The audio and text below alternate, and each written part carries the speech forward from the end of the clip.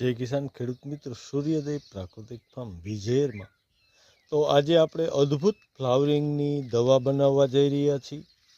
જેમાં લીધેલ સામગ્રી આપણે ગોળ છે, એક શીશો છે 2 લીટરનો જે એર ટાઈટ થઈ શકે, દ્રાક્ષ લીધી છે, સંતરા છે, દાડમ છે, સફરજન છે, મોસંબી છે અને અદરક એટલે કે આદુ છે.